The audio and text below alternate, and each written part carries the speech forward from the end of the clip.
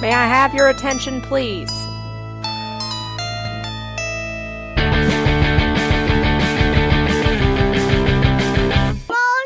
May I have your attention, please?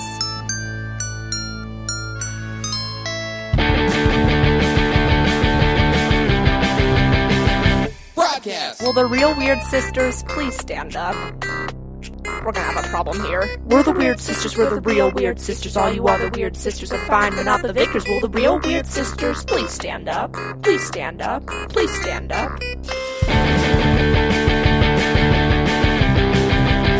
Hello and welcome to part 2 of the Real Weird crossover. My name is Colleen. My name is Amanda. My name is Shandy. My name is Alice. And I'm Martha. Welcome to my name is Martha. That's true. It's weird when we all do it that way. It feels too repetitive. Welcome, everybody. This is season 5, episode something.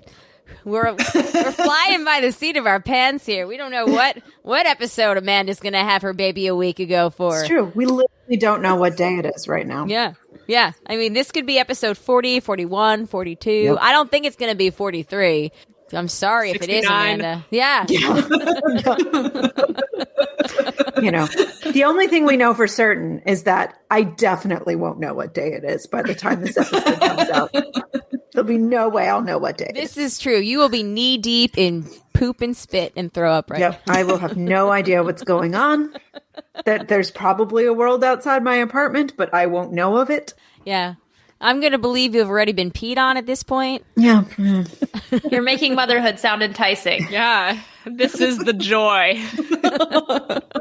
It's all those little things in the beginning. It's the little things. You know, they're the funny stories that you bring back, when the prom date comes over. Exactly. I choose to believe Amanda's going to actually listen to the final cut of this episode while she's snuggling with her baby in the middle of the night. Oh, how sweet. Hi, baby, in case you're listening. Hi. Hello, Bambi. What's up, Bambi? And now future Amanda has fallen asleep. Yep. It'll keep running. I'll wake back up in like 10 minutes. It'll be fun. At some point, we're going to start laughing. And you're like, what? What did I miss? Ooh. Ha ha ha, great joke, guys. Who's laughing? Who's crying? Did anyone pee? What? Right. Okay. Not me. Not one of my real life situations. Okay. Why am I wet? Well, that's going to be the question. Why are you wet? You've got to run through the checklist of all the various things. I had this moment the other day at my parents' house where I woke up in the guest room and was like, where am I right now? And I felt around and I was like, I think I'm in my bed. No, I'm not. I think I'm at Mom and Dad's house. Okay. Is Jay here? Okay, Jay's here. I went through this process at 3:00 in the morning or whatever time. I don't even know what time it was. But I was so confused. I didn't know where I was or who was with me or anything like that. So anyway. That's just called a good sleep. Yeah. Yes. Yeah. When I wake up and I don't know where I am or what time it is, that means I was sleeping real good. You treasure those moments, Colleen. Oh, gosh, I love those moments. No, you treasure those moments, Amanda. Yeah, I know. It's the little things. That's what I'm saying. It's not happening now, and it's not going to happen for a while. That's why you gotta let your parents. Because my parents were here the first week after Zach was born, and they offered to watch him.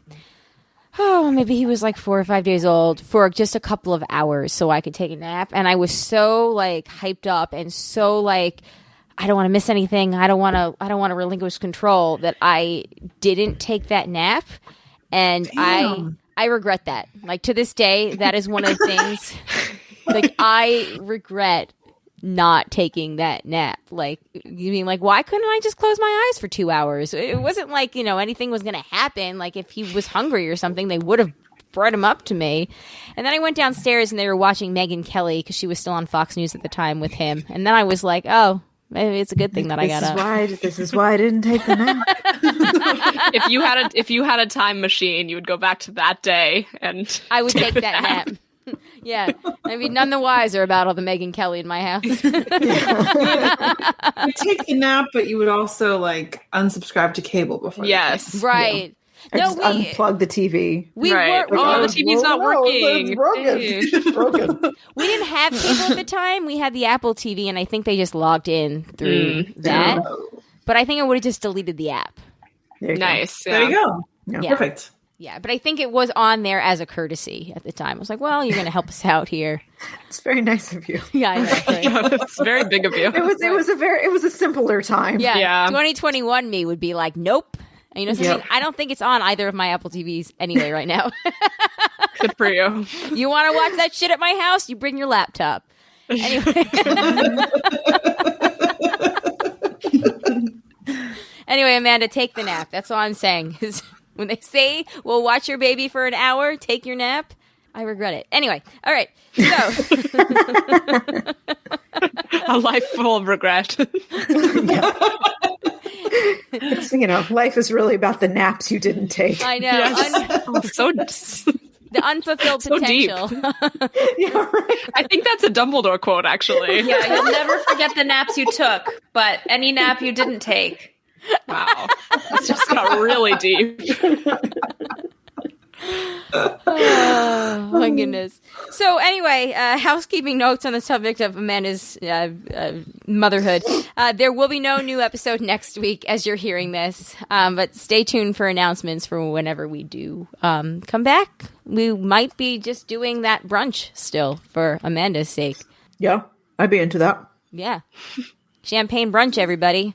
Champagne brunch. Stay tuned, though, to the Instagrams, the Facebooks, the social medias in general, and that's where we will announce it, because obviously everything is up in the air right now, and we have no idea. So, I have no idea.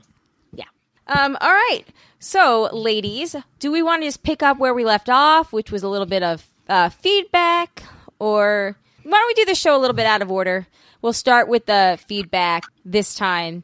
And if we do have extra time at the end, I do have a couple of quick, fun things for you to take us out on. So let's see how quick this gets. Let's see how quickly we go. Let's just see where the wind takes us.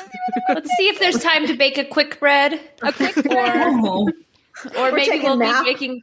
Hopefully, we won't be baking a bread that has to rise. That would be a pretty long show. Oh, I don't know. I gotta. Well, you've got Duro. Duro only makes things harder. It doesn't make them rise. Right. Well, that's how much you know. I'm just saying what Duro does. I mean, You're same not an experienced witch. Riseicus. All right, our first bit of feedback comes from the Facebook group, and it is actually from Matt, and he says, while Bumby's gender is TBA, here is some potential reading. And he shares a link to an NPR article. A memoir offers advice on how to raise a feminist son. All right, so when Sonara Ya gave birth to her son, she was certain one thing: she wanted to raise him as a feminist. She was living in India at the time and working as a journalist. She ended up finding herself a single mom because she was divorced. So it's about her experiences raising her son as a single mother. And it has a practical to-do list, how to tackle some of the hardest conversations. And while she notes that race comes into discussion, she says it's universal. Feminist son means many things, including, she says, including, quote, a boy who believes in the full humanity of women and girls around him, who knows how to trust his mother's voice, her anger, her love, and then extend that to other women in society or other women around him. Feminism for boys also means feeling the whole spectrum of emotions, as well as recognizing that men can be led by women. And then there's an interview with her, and I will link to this article in the show notes if you want to read the whole thing. But she talks about sexual abuse that she suffered, and how she talked about body autonomy with her son, the idea of masculinity and being vulnerable. I believe she said when he had a heartbreak, she basically, told him, be vulnerable with your male friends too. It's healthier. You see a therapist if you need to. My impression from reading the article, and I haven't read the book, obviously, because I only just read the article like 2 hours ago when Matt posted it. But a lot of it seems to be is like instinctual and fighting the instincts of the gender norms of how you've been told, like, you raise boys versus girls, or what you might assume you raise them, like, one way or another. And I guess, you know, maybe I'm not the best person to ask because I do a lot of this anyway, but that's just because I grew up with all sisters, so I honestly don't know how to, like, raise a traditional boy. And as we've talked about, like, on the show before, like, we do have conversations, and we, you know, we'll have them more one-on-one, Zach and I, for issues that come up. And he asks questions, because we play a lot of, you know, the political podcasts in the car, or we'll talk, or Jay will listen to NPR in the morning when he's making breakfast, and Jay's our, you know, universal breakfast maker. So, like, they're exposed to the news, and they're not super sheltered from it or whatever. But, like, I will try to tie in some of the stuff that they hear there with, like, real life examples. I know I think I mentioned a month or so ago where Alex and Zachary were screaming at each other at 6:30 in the morning over whether or not Alex had ever been on a flight on an airplane. And I was like, I called Zachary in because I was like, I'm not getting out of bed for this, but I will call him into my room. And I explained to him, I was like, so you know how when we listen to, you know, the news or the podcast and they talk about people's lived experiences, like, first of all, you and Alex were both on an airplane a month ago, so maybe, I don't know, it's your lived experience too, dude. But, like, you know, you're telling Alex that he's a liar for something that he's telling you that he did.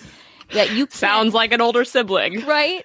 I'm like, so, like, you're taking away from his lived experience, and, like, that's an example of it. Obviously, this is a very remedial example of it, but, like, you can't tell somebody that they're a liar when they're trying to tell you something about what they've done or how they feel. So we do try to tie in very basic ways that he might understand, and he does ask questions, like when Kamala Harris was sworn in as vice president, and I cried, and we showed them after they got home from school, we showed them the videos, and, you know, he asked questions the next morning, like, so he takes things in and then he asks questions later, like, why, she's the first black woman, she's the first, woman, like, surely a woman's been president, right? No. A white woman hasn't even been vice president? No.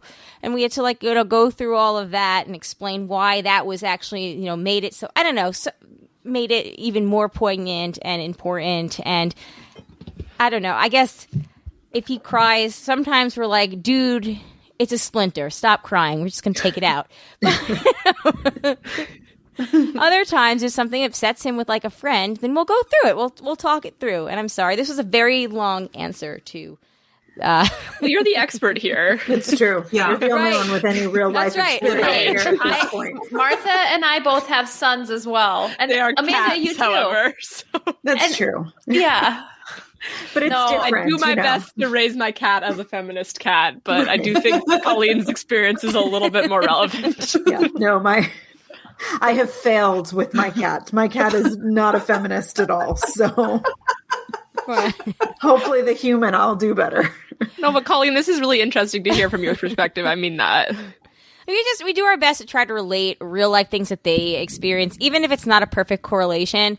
I think it helps to build the foundations of being able to recognize it in the future. I remember a lot of times growing up, if there was something, I remember it would be presented to me in, like, well, how would you feel if somebody got a handout and didn't work for it? Don't you think that you would be upset because you put in the work? Like, I remember being asked questions like that in that way. Very leading. Yeah. Leading And I try to not do that. I mean, unless it's something like, you know, blatantly, like, with Donald Trump or something, like, well, don't you think if somebody lies all the time and tries to break the law, they shouldn't be president anymore? Like, it's something like that. But I just, you know, we try to just lay out the situation and explain it the best that we can. And maybe there are some times where it might just go over his head. But I'm fortunate that as of right now, he will It might not be for a week, but he will ask follow-up questions. The bad thing, though, is when he doesn't understand something, and then if he FaceTimes my parents in the morning, he'll, like, repeat it to them like it's verbatim, and I'll hear it, I'll be like, oh, no. Well, we're going to have an ongoing discussion about that one. And then we're going to have to make sure that you go back and correct it to Grandma. Well, like, one of the big things is Zachary is very touchy-feely. And, you know, he likes to give hugs and he likes to snuggle. He's always been like that. And we're trying to work with him, like, when somebody says, please stop touching me, it means stop touching me. And we are trying to, like, work with that. He's like, I'm just trying to show love. And it's like, but if again, you could get in trouble for that. I think Jay the other day was like, you could go to jail for that. Stop it. And I'm like, all right, let's not skip to jail. Like, we're not at scared straight level yet. He's 6. Right. We're just talking about hugs here. Right. There's a right time and a wrong time for hugs. Exactly. So, yeah. And you can hug your friends if you ask them and they say yes. They say yes. Yep. Exactly. Well, like there's a chain of events that need to happen for a successful hug. Exactly. Yeah. We're just trying to find the balance. Anyway, so that's my 2 cents on that. If anybody else wants to share their 2 cents or 3 cents or 4 cents or 5 cents, please feel free to. Full dollar, go for it. Go ahead. The broadcasters3@gmail.com or 331-276-2373. I know Desiree raised a son, so she probably has a lot to say on this. So, yeah. I'd love to hear what Fallon is doing with her boys. Anybody else out there, let us know. Thank you, Matt. And then Matt also says I'm sure you'll probably talk books, maybe recommending some fantasy series not written by TERFs. Shameless plug for the Broadcast Book Club. Also, with Bumby on the way, what books or other pop culture are you looking forward to sharing with your kid? I'm guessing Amanda. Colleen can get on this too for stuff that Zach and Alex aren't old enough for yet. Oh, we're really bad at that. When my sister found out that they've seen all of the Jurassic Parks and World movies and Jumanjis and all of that, she was like, and they didn't get scared? And I was like, no. We watch it a lot. Yeah, no, it's like, I remember we were watching like Monty Python and all sorts of things that were like really too advanced at too young of an age. I think it, I think we weren't. We were like masterpiece classic theater all the way. That's more like me and Martha. That. Like everyone's families develop their own sort of rhyme or reason, and it's like, Exactly. But beware what happens. Right. Beware what happens at friends' houses. Because I know as a kid, like as like a second grader, I watched Arachnophobia, scarred me for life, and also Chucky. Oh. I saw Chucky at a friend's house. Especially Arachnophobia. Do you know what movie fucked me up as a kid at a sleepover? That Sleepaway Camp movie where they flushed the person down the toilet to murder them. I'm sorry, what?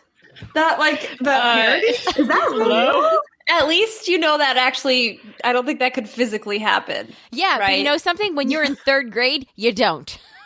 Well, I remember being at like Girl Scout camp and somebody telling this story about like somebody sitting on the toilet and a snake was in the toilet from the pipes. Oh, I've heard that. I still think about those type of things sometimes. I do too. And with outhouses especially. Yeah. I think about that sometimes on the city bus too. I feel like there was a story once where there was a snake on a bus. Yeah, that story scared me enough. So I definitely couldn't have watched a movie of that.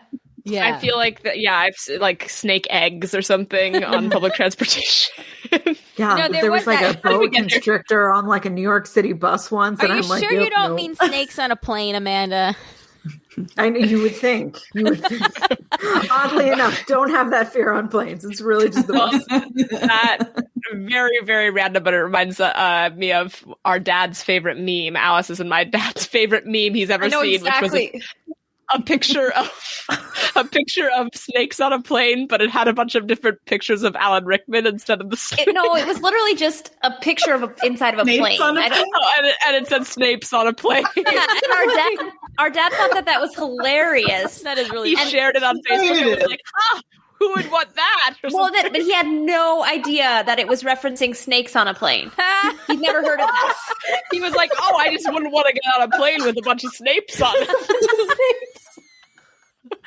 Like literally had zero idea what snakes on a plane was. Early stages of Facebook, I feel, or like it right was like when I was like in college 10 or something. Yeah.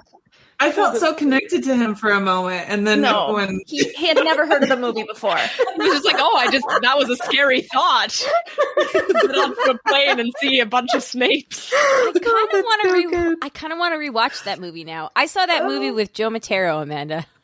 See, I can't watch that movie. Snakes are like the one thing that really, really scare me. Snakes and ghosts. Snakes. I'm a little scared of ghosts. What about the ghost of a snake? Oh God, that's unthinkable.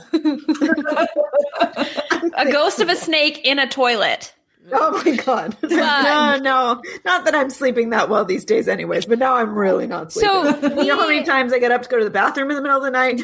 Oh, this is going to be a bad night, guys. So Amanda, I'm sorry. They have these. So we read in my office one day, it happened in India where like the snake came out of the plumbing and bit the dude's like balls. And yeah.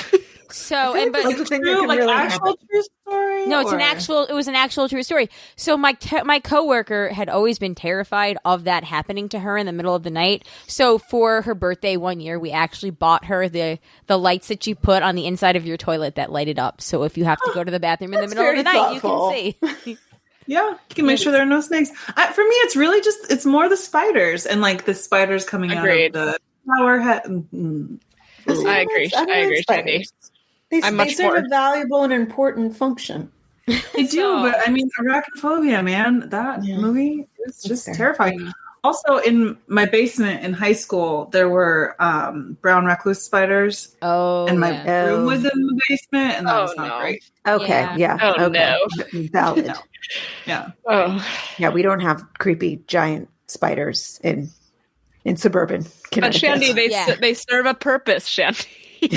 What purpose did those ones serve? No, they to be don't. terrifying. I mean, let's I be do real. agree. Like, Scare you out of your wit. I hate spiders too, but snakes are worse. I agree with Amanda. Yeah. I'm Team Shandy. Well, theoretically, one could eat you. Yes, I feel like you guys have had this debate. Like, Yes. Well, the debate times. is: would you rather have Aragog or Nagini in your bed? Ooh. Oh. Well, which Nagini and that's are an we unanswerable talking question. about? It's an unanswerable. Well, you Yeah. have to answer it though. That's what makes it fun. The dilemma is they're the like. We say that also you're not going to get killed, like, because I think people are going to say like, well, Nagini is like more likely to kill you. Well, Right, yeah. it's more like, would you rather be right next to a giant spider or right next to a giant snake? Right. It's not about the I'm gonna characters' take the snake. personalities. I'd rather Me be too. next to If, the if spider. neither one's going to kill me, I'll take the snake. Me too, Shandy. Nope, I'll Ding, take ding, the ding. spider. Aragog is so much bigger. Like, I don't think Aragog would fit in the bed with you. And so many more legs. It's the California King, Amanda. Even that. Yeah, but it's more just, it's not necessarily about the bed part. It's just Right. more about like your Which one Who you want to Talking snuggle up about- with? Yeah. All the more arms to hug you. Oh. And Aragog's kind of soft. Sure, he's fuzzy. Speaking of soft. What's she eating? Just help yourself. Your I guess I'm salsa? done with the chips. Yeah, Captain's, I hope she Captain's can been handle known the to do spice. that too. No, the salsa. Captain's like, the "Oh, I'm salsa's- sorry. Were you not? Oh, Were you okay. not done?" Okay. So, Amanda, getting back to Yes. the original question, what books or other pop culture are you looking forward to sharing with Bumby? See, that's really hard. I think, well, first of all, we got a really great library going. I think thanks in large part to a lot of our listeners have sent us some really, really great books. So I'm pretty excited to start reading. But yeah, it's funny. I feel like Daniel and I talk about it all the time. But now that I'm like on the spot, I can't think of any of the things. Welcome to my life as a librarian, because it's always like, what book do you recommend? And then I forget every book I've ever read. Yeah. So I definitely have to look at lists a lot to trigger my memory, because when you get put on the spot, it's tough. Yeah. I think we've been watching old episodes of The Muppet Show on Disney Plus. So I think a lot of Muppet things, I think the Muppet movie, I'm pretty excited for like that stuff. And then I think a lot of like holiday things, it's like we do a lot of those ritualistic movies, like a Muppets Christmas Carol and A Christmas Story and that kind of stuff I'm pretty excited about. And then just the idea of like then making your own family traditions outside of like the ones you grew up with, because it's like we're both kind of bringing our own separate things into our new little family unit. So I'm kind of just excited to see what kind of things happen organically. Yeah, and they will. I mean, it's fun. Just knowing a little bit about like children's literature, I will say that like a lot of times I think people are drawn to remembering like the great children's literature that we had as kids, but there's so much more amazing new stuff. Like, yes, it's so much more diverse than it ever used to be. There's just in general so much more of all different kinds of media. Like there's billions of picture books compared with when we were kids. I feel like, I mean, there were a lot, but I think if you just compared the number that exist, there's just so many more now. Yeah. Yeah, no, for sure. There's like all these great like social justice books that we've received. There's this one that's like the history of pop music that like I'm pretty excited to open that one and see what that one's about. Yeah. I hear the Pout Pout Fish is really good. We got that one on the shelf.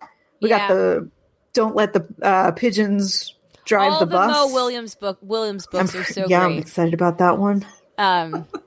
But those are definitely like preschool age or like 4-ish years old because they're interactive. Yeah. And they're good for their big text, so they're good to like, read along with the words too. We're really into, and I can't remember the name of the author, but it's like the Iggy Peck Architect, which Ro had gotten Zachary, and then there's Rosie Perez. No. Something engineer, something like Rosie Perez, like the actress. No. Oh, I was like, I didn't know she wrote children's books. That's exciting. So it's like Iggy Peck's the architect. There's an engineer. There's Sofia Valdez for Prez, and another one because we found the rest of the series at Costco. So we let Zach pick one book every like 2 weeks to complete the series because he did need a book refresher. Like a lot of his books were like. He had outgrown them. But yeah, those are really fun too. They just, of a higher age level. We're a big fan of the Little Blue Truck books. Nice. Zach and Alex's age rather. But yeah, cool. Sorry. I didn't mean to hijack this. No, this is good. I can, if you ever want to have a question about books. Well, that's the great thing. It's like, I love that like our network just has like so many people that are very well versed in what's going on in children's literature right now. So I feel like definitely, we've got a lot of good people to call upon for suggestions. Yeah, definitely talk to Alice and Ro and Maggie because I'm sure. Yeah. Good times. All right, and now, it's time for That's What She Said. Hooray! So let's do divvy numbers real quick. Generally, Shandy is 1, Amanda is 2, I'm 3. Alice, do you want to be 4 and Martha 5? Well, Martha, you like being number 5. Right? I actually like even numbers better than odd numbers, Alice. Sure, then you go ahead and be 4. Oh, wow. Okay. That was a little reverse psychology, I think. I like 5 better than 4. All right, well then let's do it. Worked out then. All right, I feel a lot more prepared. We really got to do this. You fill out the form and you state your case for why you want to get it. I'll do it. I'll take it. I wonder if Frank could do that.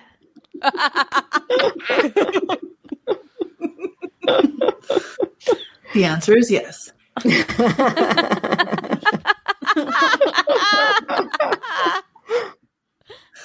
Not everybody in this line is going to get it.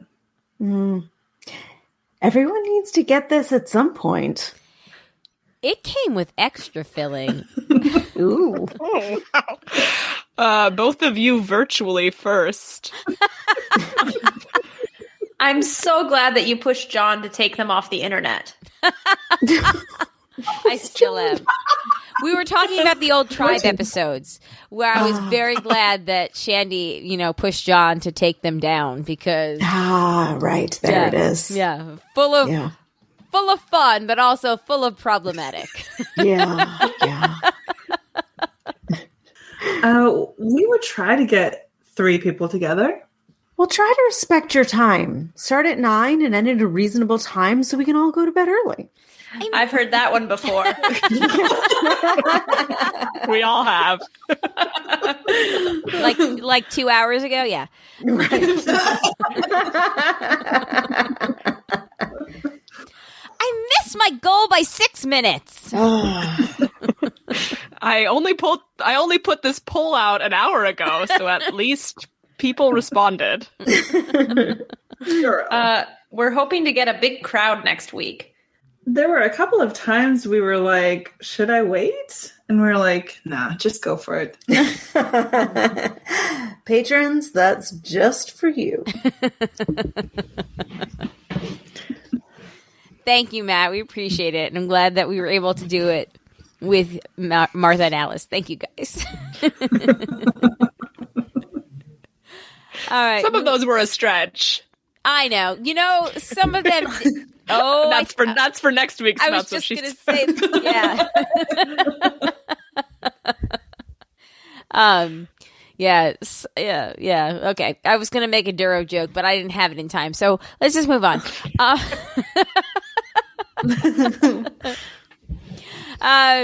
Moving on, we are going to pick up where we left off with Olivia's wonderful questions last week. The next one is, what are you currently reading? Well, I'm still making my way through Obama's latest book. Very slowly, but surely. That one, It's very long. I only got through that one quickly because I had it on audio from the library, and it was going to automatically turn in. So I powered through that thing in 2 weeks, and that was tough to do. Me too. I did the same thing. Yeah. Just so that Alice doesn't get to only be the one bragging about it. I did it first, though. I'm still at page like 260. If you do the audio, if you do the audiobook, you get to hear Obama do an Angela Merkel impression. Oh my God, that's probably pretty fantastic. It's as bad as you think. Wait, Obama reads the audiobook and does an Angela Merkel impression? Yes, and an Emmanuel Macron impression. Oh my God, I love this. I love this. I have this I have this image in my head moment in my head imagined of him going into the recording studio. It's a 30-hour audiobook, him sitting down to record, coming out of the recording studio, and Michelle's like, did you do the accent? She's like, you didn't do the accent, did you? And he's like, I did the accent. I did the accent. Pretty good. The best part of listening to that book is just picturing him recording it. It was so funny to picture him in the studio. Then he went and started a podcast, so apparently he loved it. Just got that taste. Look, if there's anything that both sides can agree on, it's that Barack Obama likes to talk. Yes. He loves the sound of his own voice too. He is verbose. I don't blame him. The things he has to say are intelligent. That book is the first part of what's going to probably be like. Well, no, I think it's going to be more because it only gets partway through 2011. Oh my God! There's no way he'll wrap up the rest of his tenure in one other book. Yeah, it's going to be a series. I'm envisioning like a sort of Bridgerton kind of thing. Maybe like one book for each year. Yeah, he's in office. He does very specific memories of like interactions, and my favorite was not to spoil. It's not a spoiler at all, but he had a description of he heard the results of a special election. I don't remember which state it was, and he stood up, stamped his feet, or stamped his foot, and groaned or something. I was like, I don't think you did exactly that. With all due respect, I don't think that's exactly how it happened. Okay, so wait, hold on. Speaking of, former House Speaker, Republican John Boehner, he released his book this week. And did anybody see the quote going around online about Ted Cruz? So essentially, I try to avoid anything that has Ted Cruz in it. Okay, so or John Boehner. Yes, fair. So essentially, he said something like, "Have you ever? You know those people who like a reckless asshole who thinks." Hold on. I gotta find the exact quote because I know it, but I don't know it exactly. Hold on. Okay. Sorry. Just give me a second. It's gonna be worth it. I swear to God, I promise. He fucking hates him, though. Hates him. I guess that's one point. Don't most people hate Ted Cruz? Does anyone actually enjoy Ted Cruz? Like literally, like his like friends or like his co-conspirators don't even like him. No, they don't. Even his friends were like, "Hey, see these texts about going to Cancun?" Okay, so he wrote. There is nothing more dangerous than a reckless asshole who thinks he is smarter than everyone else. Ladies and gentlemen, meet Senator Ted Cruz. Wait, are you telling me that Ted Cruz actually thinks he's smarter than everyone else? According to that actually kind of surprised me. But when he was recording the audiobook, he actually went off script and he adds, "Oh, and Ted Cruz, go fuck yourself." P.S. Ted Cruz, go fuck yourself. Wow. And the audio is no love lost there, no huh? love lost. And it's kind of great. Wow. These are kind of like, remember when we were like Liz Cheney versus Matt Gaetz and Donald Trump, who do we want to win? Like, we don't want to root for Cheney, but we do want her to win. And then the Matt Gaetz stuff came out and everybody was like, well, Liz Cheney is flicking a marble out in the dust and being like, child's play. I feel like on this I'm generally going to automatically be on the side that's against Ted Cruz. Yeah, definitely. That's a good place to start from. Anyway, how did we get on? The books what book are you currently reading? Yeah. Oh, currently reading. I am still reading the Little Fires Everywhere book from last year that Alice, I think you suggested that we read, so I bought it right away, and I'm still reading it.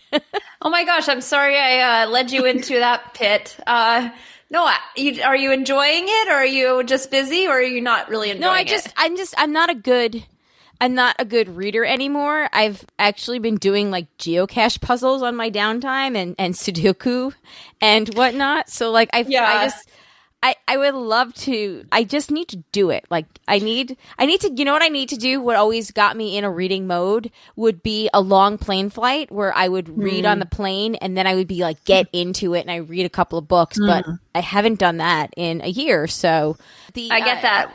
I usually listen to audiobooks when I'm having trouble focusing on a book.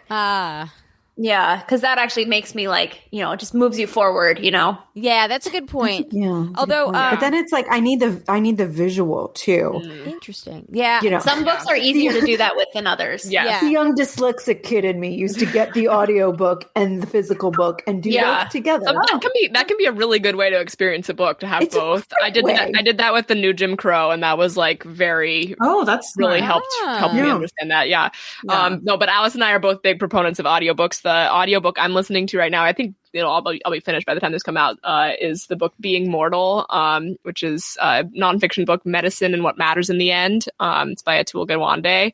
It is so good. It is like mind blowing. It's about sort of like end of life care. It goes through like the history of assisted living communities, the like sort of evolution of hospice care and like what that means to different people and like perceptions of that.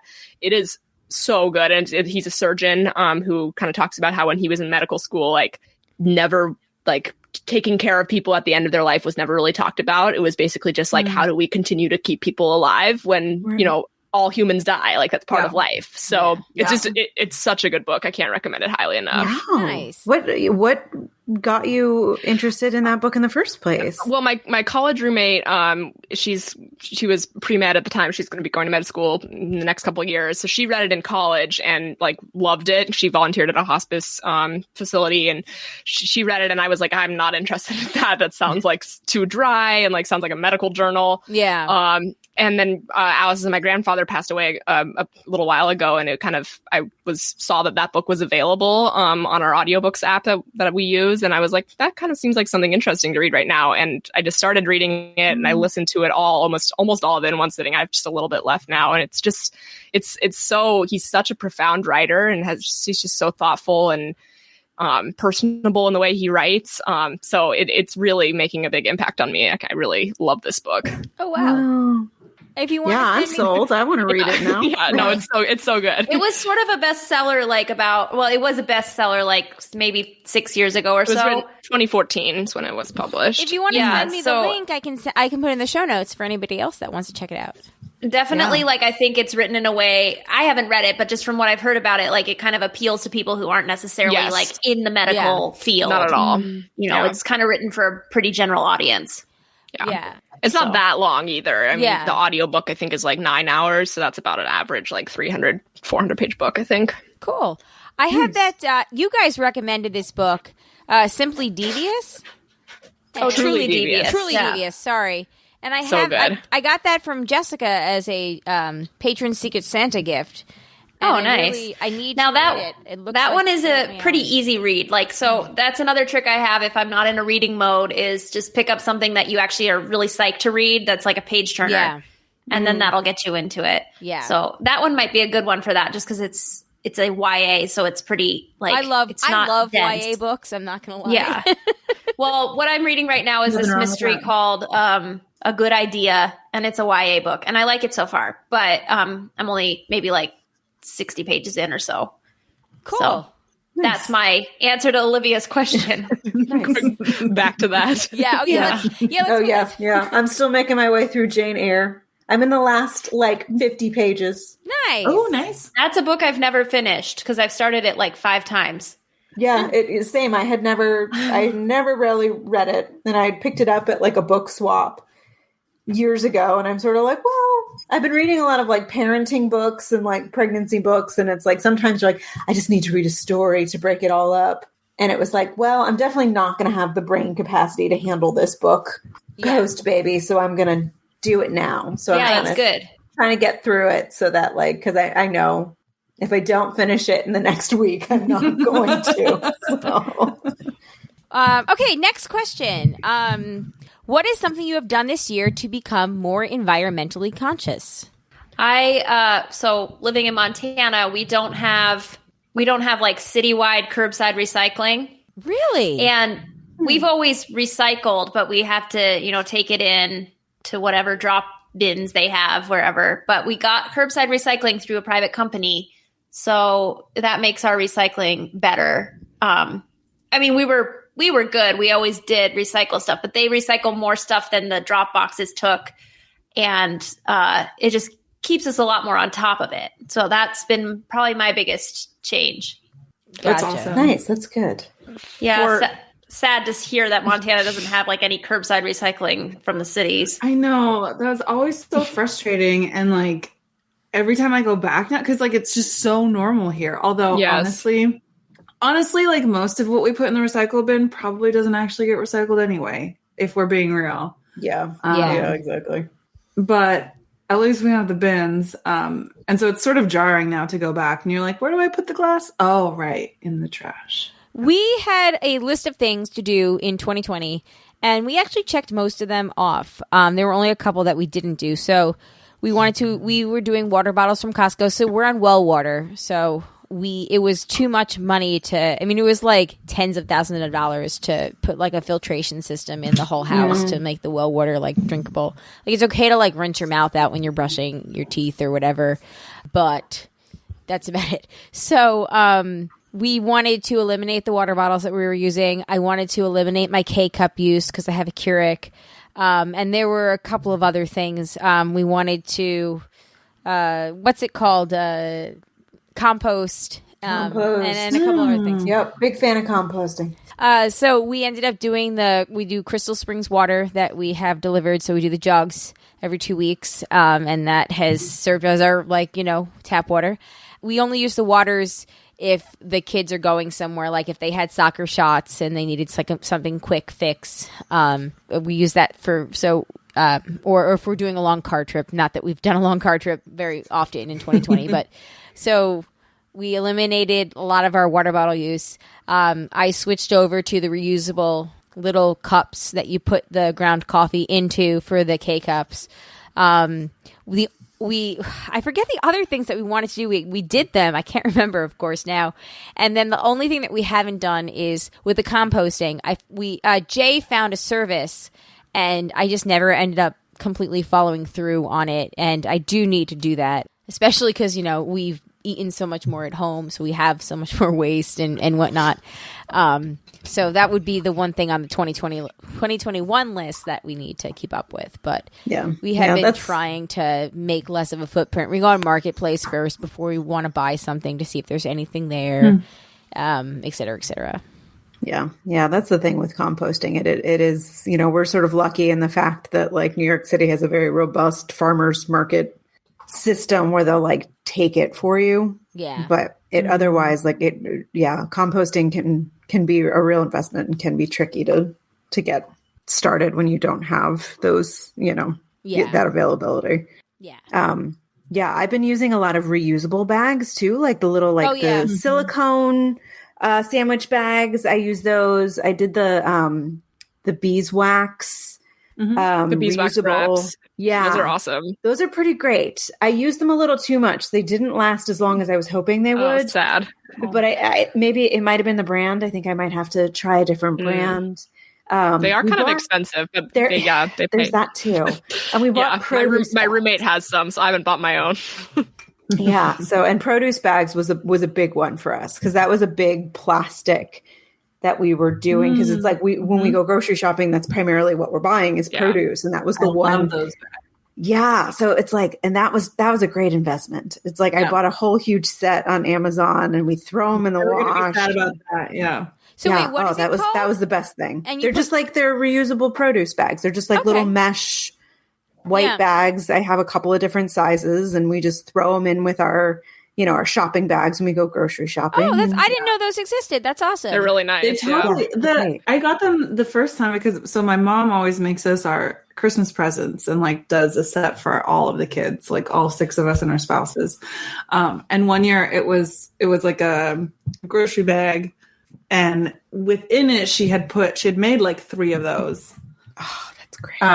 And that was the first time I'd ever seen it. And it was so awesome. And then I saw them on sale or being sold at Whole Foods a couple years later. And I was my mom was onto this. Yeah, I'll have to. Ahead of her time. Be on the lookout for that. We do the reusable bags too. It was weird because with COVID, when it first started, remember how most stores were please leave your reusable bags at home because they thought services. And we had this moment a month into it. I was oh my God, we have so many plastic bags again. I forgot what this was like. I started doing grocery pickup, and that's the bad thing about grocery pickup is that it's all these now. I have all these bags again, and that I wasn't having before because I just started doing the grocery pickup a couple months ago. Yeah. Yep. And takeout too.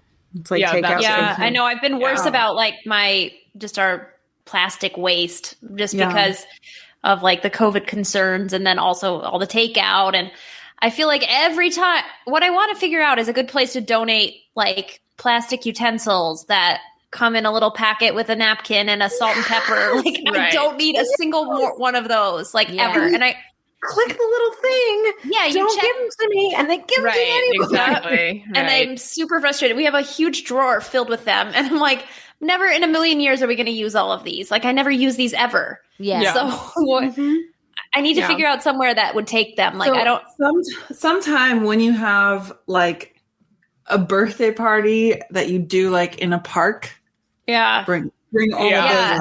Well, the other thing I was wondering if maybe homeless shelters or something might want them, or a preschool or something, just to use as supplies, for in a group setting.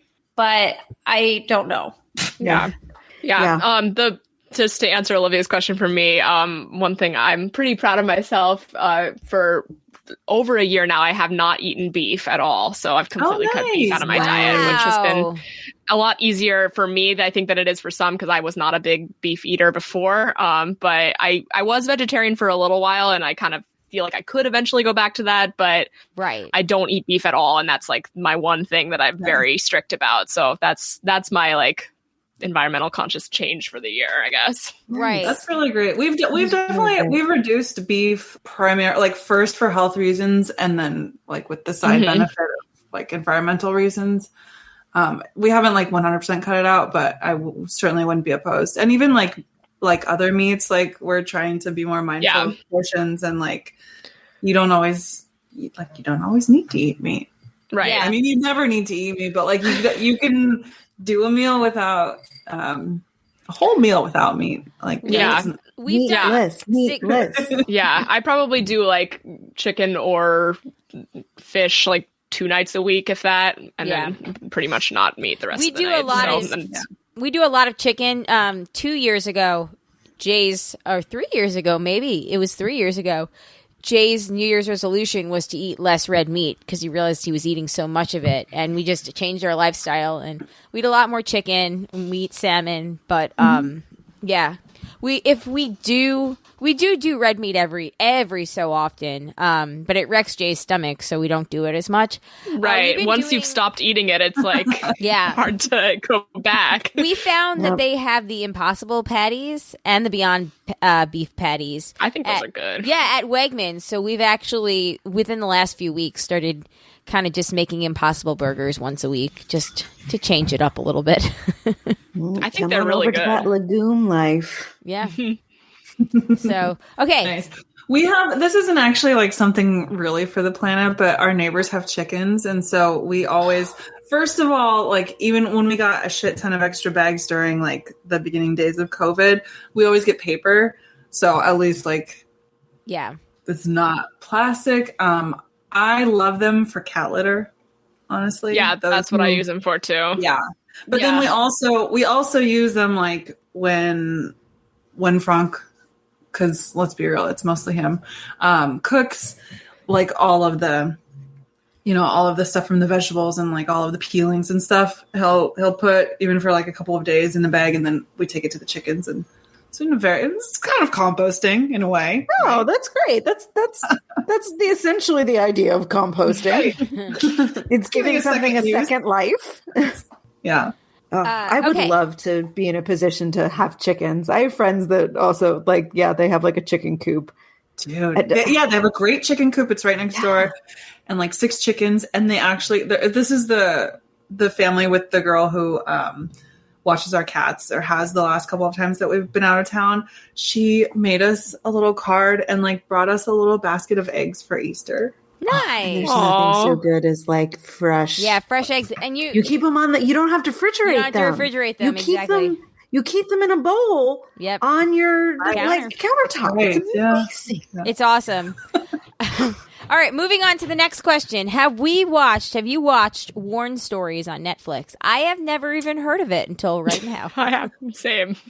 I think I got an ad for it. The trailer has like 2 old naked people in a like a cart. Yeah. Is that the whole thing? When I first read this question, I was like you, like I've never heard of it before. And then a couple of days ago, I was like trying to figure out what to watch on Netflix. I didn't want anything too heavy, and it was on Netflix. And because of this question, I was like, oh, well, maybe I'll watch an episode.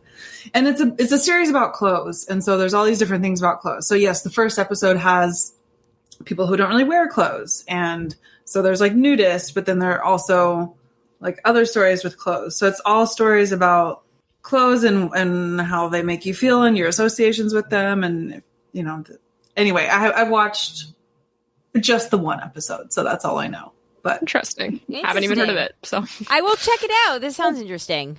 Okay, and the next question: what superhero movie do you want to come out next, if any at all? I love all the superhero movies, so the Marvel ones at least. I I'm down with whatever. I'm really excited for I've been enjoying the Falcon and the Winter Soldier on Netflix, and I'm super excited for the Loki one to come out because I think the Disney Loki trailer was really good. Yeah, the Loki trailer was definitely really good, and Owen Wilson with a fake nose. I thought that's his real nose. Oh, that's his real nose? Owen Wilson without a Photoshop nose. Good for him. Yeah, his real nose is very crooked. Anyway, Owen Wilson's in it, and I don't know. Yeah, it looks really good. I'm excited for it. Yeah. But you like the Falcon and the Winter Soldier? Because that trailer is not good. No, it's not. Did not want to watch that from the trailer. It's slow. The first episode is slow, but I also thought the first few episodes of WandaVision were slow. But it does pick up, and the story, you're getting more characters now from the extended universe brought into it, as we're recording this at least. And I'm really enjoying it. I can't wait for next week's episode, but I'm really excited for the Loki one. And I'm actually really excited for the new Thor movie that's going to come out and the new Spider-Man one. I didn't realize they were making another Thor movie. They are, and it's going to have a very rowdy cast, from my understanding. It's going to be really great. I'm really excited about it. I'm thinking it's Guardians of the Galaxy with Thor in it. Ah, that makes more sense. That makes more sense, Colleen, you silly girl. So, right, because I thought, don't they do like movies in threes? Something like that. And I feel like they already made 3 Thor movies. Yeah, but the second one sucked, so it didn't count. Yeah, I've only seen the last one, which I thought was great. Ragnarok is awesome. No, I think they are making a new Thor movie because Natalie Portman is back. Interesting. And there's been like pictures of her on set. Anyway, whatever. I'm looking forward to all of them. That's my answer. The end. Anybody else? I was going to say I don't watch that many superhero movies. I would love to watch another similar to Spider-Man Into the Spider-Verse. That was really fun for me. That was like the superhero movie I've seen most recently that I really enjoyed. So if they are doing a sequel to that or something else to that effect, I loved the animation in that movie. So I don't know if that's coming out, but I would love to watch it. Well, I believe they're probably going to bring the multiverse into the next Spider-Man movie. Will it be animated though? No. It will be. Yeah, because I loved the animation in that movie. I thought it was so cool. Yeah, Into the Spider-Verse is a great movie. Yeah. And then final question, what is something cute your kids or pets have done in the last week? I feel like I've given a lot of stories. How long do you have? Yeah, go ahead. William makes the cutest noises when he sleeps. It's not a recent thing, but whenever he's asleep and it's like in a deep sleep, he makes these like grunting, sighing sounds. It's like I can tell he's having a very deep sleep. So I love hearing him do those noises. Fiona and Gabby do too, but in 2 very distinctly different ways. Oh, I love that. Yeah, Fiona kind of snores. Oh, yeah, William sometimes has like a deep breath where it's kind of like. I'm trying to think of just like one story. I don't know. It's tough. I tell half of Martha's and my texting is just like telling each other things that our cats just did. Aww. So what have I told you? Bad pictures. Amber sat on your lap while we podcasted the other day. Yeah, that's true. She normally she loves to sit on my lap, like on the couch, but if I'm podcasting or like sitting at a desk or the table, she does not sit on my lap. So she did sit on my lap though, and that was pretty amazing. Another kind of funny one is, we have a new piano, and it is really tall, and Rob loves to sit up there and just like survey the room. And he also stands on the top of it and can touch the ceiling when he's standing on the top of the piano. Oh, wow. So piano. Yeah, it's pretty tall. Not the piano you see in my background. We have 2 pianos now. Wow. Ooh. Fancy. That's pretty special. Yeah. That's so awesome, he's been enjoying the new piano. That's cute. Awesome. As we were podcasting, Gabby was in the kitchen right behind the computer, opening the cupboards and then trying to it's still open actually. And then she was trying to open the dishwasher which I've never seen her do before. She did not succeed, but well, it was thank God. Yeah. Yes. She sounds smart.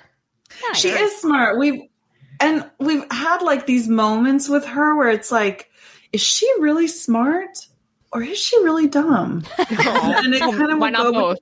Well, maybe yes, in different ways. Yeah, it's like it's a circle where like where the two ends connect. Yeah. We often do the same with Captain. Yeah. I think she's really smart and just like also really goofy. Aw, That's a cute combo. yeah. It is, and a little bit neurotic and shaving herself. Oh, Poor thing. And that's not great. Aw. Well, that's bad. Yeah. Thank you so much, Olivia. These questions were awesome. You should send us more questions more often.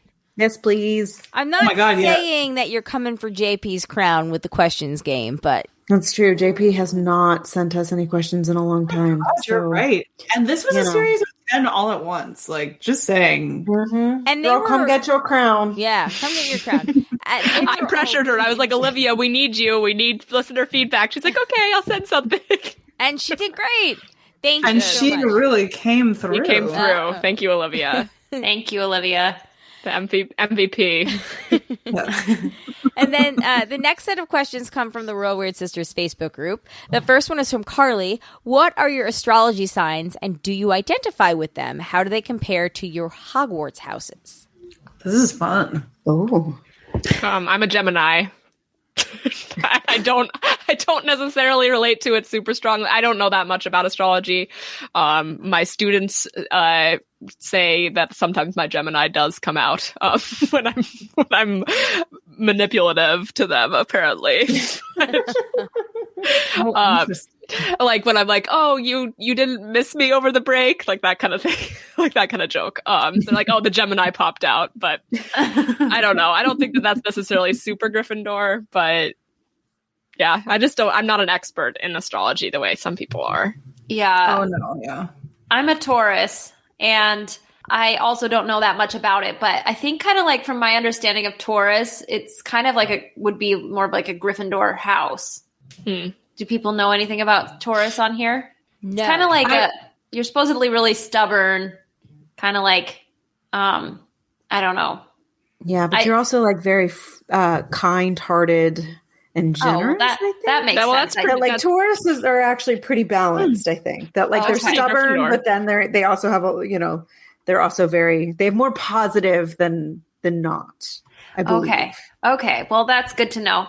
I have never like strongly related with Taurus, but my husband Paul is also a Taurus, and just one of our funny stories with it is that one time, I guess his old principal said to him like, "Oh, you're a Taurus," when she found that out, and she was like, and then he said, "Yeah, so is my wife," and she was like, "Oh, how does that work?" Pretty well. So far, it hasn't too much affected us. Yeah, that's really funny. Yeah.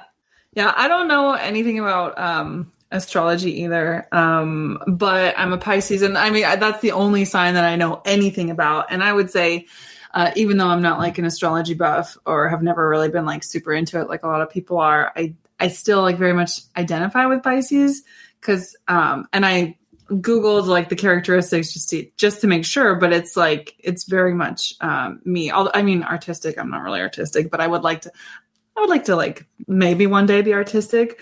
But it's like intuition and compassion, which hopefully I have some of. Weaknesses is being overly trusting, which is like 100%. There was a story that came out in our weekly newspaper that's published it's a weekly that comes out on Thursdays. This last Thursday was April 1st. I did not put the 2 and 2 together. The front page story is about the end of Highway 1 as we know it. How they obtained like this confidential report that they're not going to be repairing Highway 1 anymore because it's literally falling into the ocean. And it's true. It's like very expensive. And I 100% believed it. And only found out that it was not a true story when I went to like look it up online so that I could post it onto my social media. There you go. That ties us back. And That's very responsible of you. That brings us back I know to last that week. you are very gullible from firsthand experience. Yes, I was gonna say. I think the overly trusting definitely fits. I'm glad that you're self-aware. I can't remember when in college I totally like tricked you with something, but there was definitely a time. And I just can picture your face when you find out a piece of information that's like startling or like surprising to you. Yeah, yeah. And then just when you were then told it wasn't true, it's so funny. Yeah. Yes, very gullible. And then also on this list, Pisces likes, and the number one thing is being alone. Okay. Yes. Amanda, what about you? I am a Cancer, and I think that is pretty accurate. They're very sensitive and kind of moody. And I think they're also really like compassionate. I don't know. But yeah, they're mostly moody and emotional. And I feel like that tracks. Wait, hold on. Shandy, I'm sorry. I forgot to so both of you, I forgot to ask Hogwarts House. How does this relate to what you're... That's the funny thing is like it 100% does not. No, I feel like that would be Hufflepuff more closely for Pisces. Yeah. I actually don't know what my Hogwarts house is, but I would imagine I'm probably Hufflepuff, so I suppose that probably tracks too. For Cancer, yeah, I don't know if Cancer and Hufflepuff would necessarily be the parallels. Maybe Ravenclaw, I kind of feel like. But I could see you. Enough. Well, I think Cancer. Well, based on your results to that quiz earlier or on last week's show, right. I'm not smart enough. Amanda, you seem like a Gryffindor to me. Oh, thanks. I like to think I'm brave. Yeah. But yeah, I don't know Cancer. I don't know that much about Cancers. Yeah. Although one of my best friends is a Cancer, so. So there you go. I'm an Aquarius, and this is really weird that all 5 of us are 5 different. That's great. Yeah. Such representation. I know, such representation. Colleen and Shandy, your birthdays are kind of close. Which is, because you're both kind of on the cusp like of 3 weeks apart, and yeah. Yep. So I'm an Aquarius, and I also looked up the traits. Typically smart and independent, a woman who marches to the beat of her own drum, requires the freedom to be who she is, as well as to think and do what she wants. She's typically cool, friendly, eccentric, and unconventional. Strengths include advanced, creative, irrespective, humanitarian. Weaknesses, overtly emotional. Yes. Inability to compromise. I think I've gotten a lot better than that. Hot-tempered. So, yeah, I think that, I don't know. I think that these traits actually do somewhat describe me fairly well for the most part.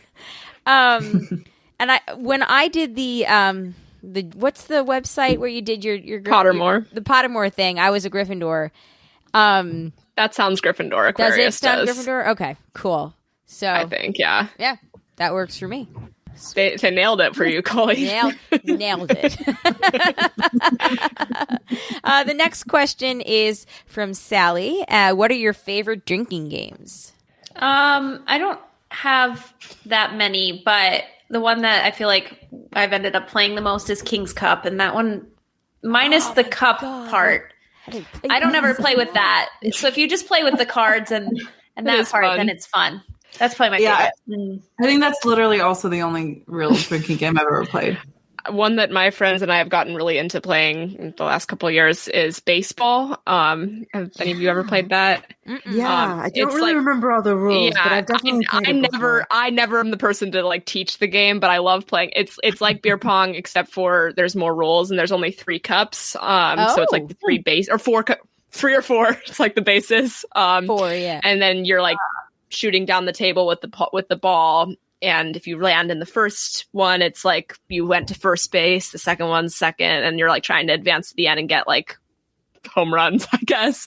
It's very fun. You play with like a group of 6 or, so you have teams of 3 or teams of 4. My friends and I get really into it. So definitely I enjoy the like drinking game where you can like actually be like moving and not just sitting and like asking questions and stuff. King's Cup is fun, but I kind of like the movement of a game like beer pong or baseball. I had completely forgotten that King's Cup existed, but I loved it. Yeah. I forget how to play it. I know I loved it. Marist was big on drinking games. I feel like it was like King's Cup, Beer asshole, pong. which is still one. Asshole, I feel like whenever I get together with certain groups of like Marist friends, we always play asshole. Beer pong. I used to play asshole more as just a regular card game. Yeah. Well, you've probably played it as a card game, just not a drinking game. Yeah. How do you play it? Well, sometimes it's called like Presidents and Assholes, or am I thinking of a different game? Yeah, no, I think Presidents is its more like the polite term. name. Oh. Yeah, the polite name. And so like it's a more formal name. I don't even remember all the rules, but at some point, like you play different rounds, and so then at each round, like you get a different roll based on where you how well you did in the previous round. So you get an advantage if you're the president. Okay. Yeah, you're like trying to get rid of all of your cards. Oh, okay. First. Oh, I think I have. If you get rid of all of your cards first, then you're the president. And then if you're the last one to get rid of all of your cards, you're the asshole. And okay. It's really like it's America, really. Yeah. So it's like the poor get poorer and the rich get richer. Yeah. Right. Has anybody ever played Cheers to the Governor? No. That one is really fun too, and you need no props for that one. So you just go around in a circle and you're counting to, I think 21 or 23, but there's like a rule for each number. So like when you get to 23, you're supposed to say cheers to the governor, but when you say 7, you're supposed to say 14. When you say 14, you're supposed to say 7, and then if you mess up the rule, then it starts over and you have to create a new rule for like another number. It's very funny. Like the more you play it, yeah. and Shandy's like, I got real stressed out. Just it's like all over again. Honestly, is there a game? And then you roll a dice, Shandy, and you find out are you getting a trap or a? I actually was a big fan of Flip Cup. I was going to say Flip Cup. That was my other favorite one. I really I don't like that. It's stressful, but I love it. It's one of the few hand-eye coordination games I'm actually very good at. I'm not good at. I didn't love beer pong until I played beer pong with both of my sisters had college graduation parties, and we played beer pong. So I was on a team with my dad and my uncle and both of my sisters, and so until I played beer pong with my family, I was like, this game. We also did this at your graduation party too. Just saying. Yeah, but that was inside downstairs, wasn't it? And it wasn't as fun because I was all over the place socializing. Okay. Did I play it at my graduation party? Well, yeah, you I thought you did. Maybe I did. I don't know. But my sisters had it outside. Remember, it rained at my graduation party, didn't it? Yeah, but not the whole time. No, I had a fun graduation. We were outside party. for part of it. Everybody slept over my house, didn't they? I forgot that. That's true. Yeah. There was like 50 I think that was the first time I had driven that far out onto Long Island. I was like, I didn't realize Long Island was this long. Yeah, it's long. It's been driving for a very long time because I had to go all the way around. That's why they call it Long Island. Yeah, it's an island that is long. Anyway, it wasn't until any of you guys ever played True American? I've never played it. No, that's one of my roommates loves it. That's the game from New Girl, and that I just forgot about that. But I've only played it. Play that? Yeah, I've only played it it's really fun once or twice, and it was really fun. But you had to have kind of we played in these people's garage, and so there was you have to have a lot of room to move around. Okay. But it was pretty fun. So that's a really fun one. Awesome. I remember King's Cup from high school, but then I feel like I sort of missed out on.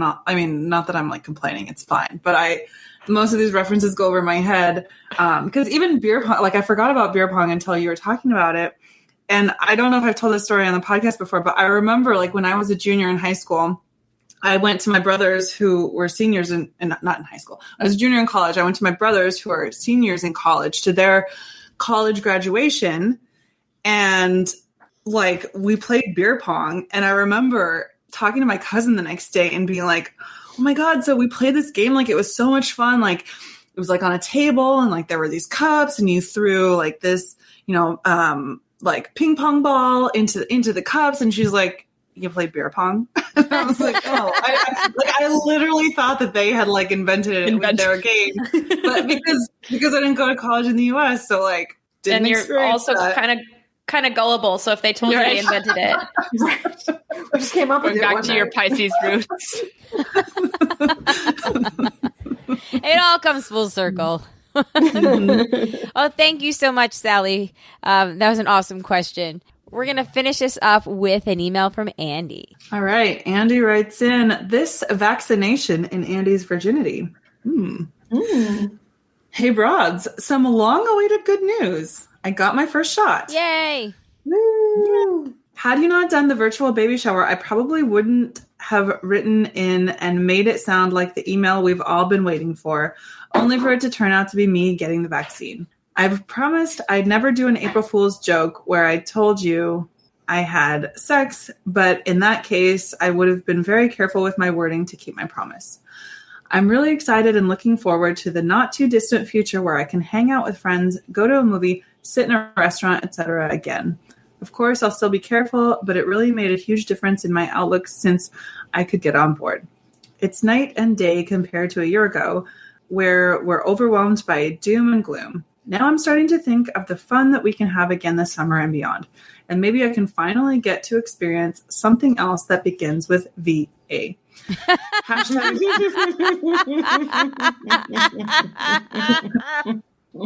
Hashtag I'm vaxxed with hers. Hashtag cancel my virginity, Andy. One step closer, Andy. One step closer. One step closer. Well, congratulations on getting your first shot. I hope that you have no side effects, and I hope your second shot goes well. So I guess it now, since what Andy said that he got his yesterday? Is that what he said? I'm sorry. Oh, he didn't say. Okay. So now I guess now the actual question is, will Amanda's baby be born before I or Andy get our first shots? Our second shots. Oh. We shall see. Yeah. Time will tell. Time will tell. Take the over-under bet. I'm going to say yes. Okay. For your sake. I was going to say yes means which one. I feel like that wasn't a yes or no question. Yes, for both of us. Before either of us get our second shot. Okay. Thank you, Andy. And again, congratulations. And good use of the cancel culture hashtag. Thanks. Indeed. Well, on that note, everybody, it has been an awesome fourth annual. This is the fourth one, right? Yes. I think so. Okay. Yes. The fourth one. Okay. Yes. This has been an awesome fourth annual crossover. We can't wait. We hope that you will come on and still want to hang with us next year. We will. But again, thank you. Thank you for giving us your time. We appreciate it. Very preemptive congratulations, Amanda, out there. Thank you. I'm going to need it. Stay tuned for future announcements about broadcast recording schedule, though. We will make sure that you know if you are on the socials. You can always just send us an email when this comes out, like, hey, when are you doing it? And we'll respond to you. So that's an option, too. But on that note, thank you, though, everybody, for listening. We appreciate it. If you have any questions, comments, feedback to anything from today, you can email us, thebroadcasters3@gmail.com, or give us a call, 331-276-2373. Thank you to the patrons, especially the patrons that contribute at a certain level, and that would be Eckhart Rickner, Dak from Tokyo, Maggie the Magnificent, Joanne with a Plan, Greg the Gray, and Ed the Creepy Mailman. Thank you guys so much. If you'd like to be a patron, you go to patreon.com/JandJack. I think that's about it. Anybody have any last minute thoughts that they want to get out? Speak now or forever hold your peace for the next year. Well, thank you for having us. It was a lot of fun. And we're always happy to. Always a pleasure. It's always fun to see where these. Fun to let loose on these. It's always fun to see where these conversations go. They do go places. Alice and Martha, why don't you let us know where we can find you guys? Like, it's realweirdSisters.com, but Twitters, anything else you want to share? Yeah, we are anywhere you listen to podcasts, Real Weird Sisters. We also have an archive feed now for our older book club episodes. So that's Real Weird Sisters, the archive. We're on Twitter at Real Weird Sister, at Real Weird Martha, at Real Weird Alice. And anywhere you listen to podcasts, you can find us. So thanks again for having us. Yes. And on the off chance anybody listening to this doesn't listen to them, the link to the website with all of your feeds will be in the show notes. So check that out too. All right, everybody. Always good to podcast with family.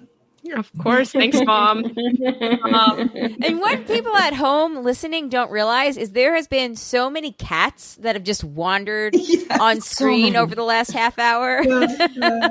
Speaking of cute things our kids and pets have done recently. Right. And like safari, it's great. But just a boom of cat safari. Right now, just cat right now I safari. have a little cat hat. I'm trying to get it just right. Aww. You didn't get it just right. I can't get it. Oh, I think see it's it. okay. A little lower. There you go. You got it. You're You nailed it. Nailed it. One thing I didn't mention is with the cute cat stories. So we set up the Nest Cam to look at the whole like area in my house, like the kitchen, living room, entrance area, and we noticed Zoe living her best cat life while we were gone, like on the counter, on top of the couch, and at one point,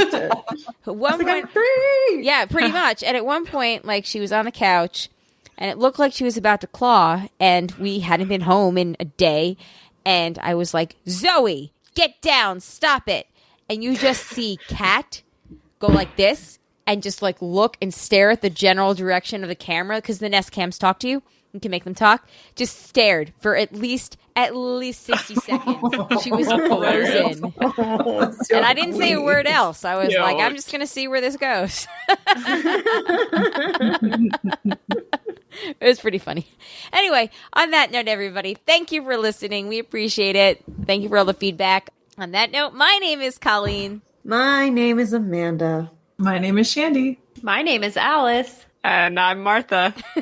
Peace out, everybody. Bye. Bye. Bye. Ted Cruz, go fuck yourself.